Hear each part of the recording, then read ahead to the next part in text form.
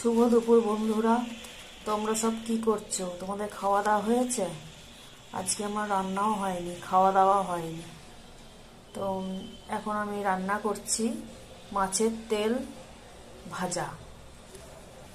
দেখো, মাছের তেলের সাথে আমি কি কি দিয়েছি: পেঁয়াজ, রসুন, লঙ্কা, আদা একটু, আর চাল গুঁড়ি আর বেসন। এটাকে দিয়ে আমি ভালো করে মেখে নেব। আমি এখানে একটু লঙ্কার গুঁড়ো দিয়ে দিচ্ছি,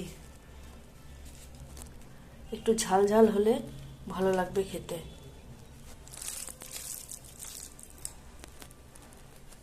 এটা আমি পকোড়া স্টাইলে ভেজে নেব।